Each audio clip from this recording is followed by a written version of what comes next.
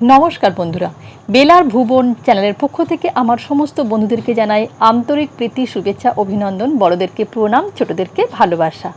আজকের আমার এই ভিডিওতে তোমাদেরকে আমি দেখাবো 2025-এর যে মহাকুম্ভ স্নান অনুষ্ঠিত হয়েছিল। আমরা সেখানে 25শে ফেব্রুয়ারি এবং 26শে ফেব্রুয়ারি এই দুদিন স্নান করেছি। 26শে ফেব্রুয়ারি অর্থাৎ শিবরাত্রির যে যোগে স্নানটা, ওটার উদ্দেশ্য ছিল, কিন্তু আমরা দুদিনই স্নান করেছি।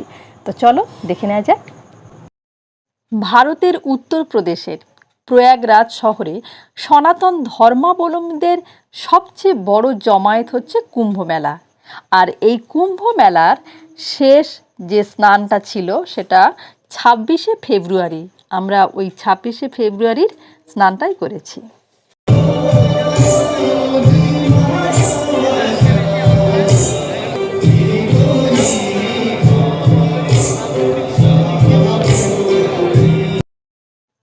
আমরা বাসে করে এসেছিলাম। বাস আমাদের পুরনো প্রয়াগ থানার কাছে নামিয়ে দিয়েছিল, আর ওখান থেকে মেলার দূরত্ব ছিল 16 কিলোমিটার। আজকে 2025 সালের ফেব্রুয়ারি মাসের 25 তারিখ। আমরা কুম্ভ মেলায় স্নান করতে যাবার জন্য এসেছি।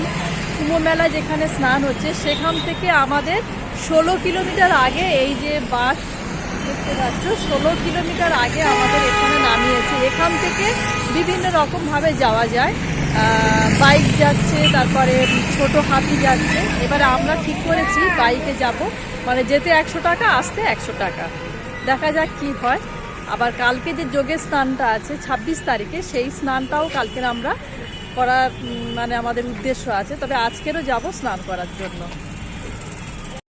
এই মোটরসাইকেলে করে আমরা সব যাব বলে কথা বলছি, কিন্তু এরা 100 জায়গায় 200 টাকা করে চাইছে জন প্রতি। সরকারি রেট 100, কিন্তু করার কোনো উপায় নেই, যেতে হবে। তাই আমরা এক একটা গাড়িতে দুজন করে উঠে পড়লাম। এই যে সাধু বাবা তোমরা দেখছো, ইনি পুরো কাঁটার মধ্যে শুয়ে আছেন।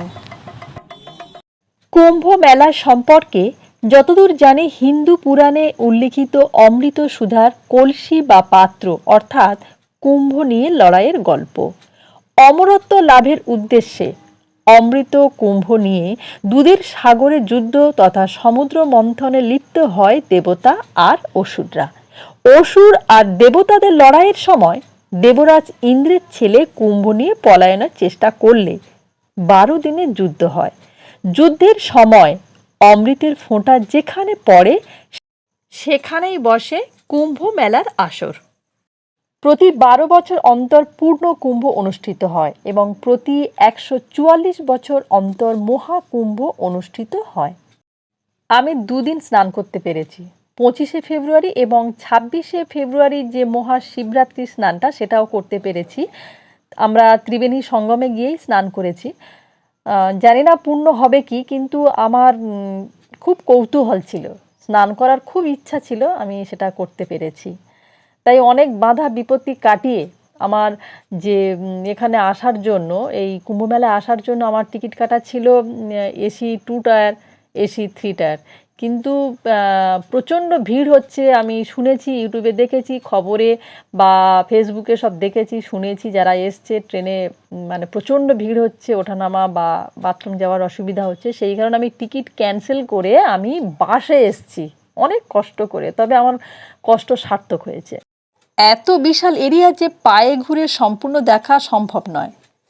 এখানে এক একটা রুদ্রাক্ষ বিক্রি করছে 50 টাকায়, কেউ কেউ 20-30 টাকায় দিয়ে দিচ্ছে, আর সঙ্গে সঙ্গে ওরা কেটে পরিষ্কার করেও দিচ্ছে। গঙ্গা, যমুনা ও সরস্বতী, এই 3 নদীর সঙ্গমস্থল হলো ত্রিবেণী সঙ্গম। আর এইখানে স্নান করার জন্য বিভিন্ন জায়গা থেকে কোটি কোটি মানুষ আসছেন। গঙ্গা যমুনার দেখা মিললেও সরস্বতীর দেখা যায় না। 25শে ফেব্রুয়ারি আমরা যে স্নানটা করেছিলাম, ওখানে আমাদের প্রচুর হাঁটতে হয়েছিল, প্রায় 3.5 ঘন্টা আমরা হেঁটেছি। আমরা তো ঘাটটা খুঁজে পাচ্ছিলাম না, তারপরে অনেক খুঁজে কষ্ট করে আমরা গেলাম, ঘাটটা পেলাম। ত্রিবেণী সঙ্গমেই আমরা ওই দিন স্নান করেছি। তারপরের দিন আমাদের 26শে ফেব্রুয়ারি, মানে শিব চতুর্দশীর দিনে যে স্নানটা ছিল, ওটাতে আমাদের খুব একটা সময় লাগেনি, আমরা স্নান করেছে চলে এসেছি। ওটাতে অবশ্য খুব একটা ভিড় হয়নি, শেষের দিকে তো ভিড়টা কমই ছিল। সবাই ভালো থাকবেন, ধন্যবাদ।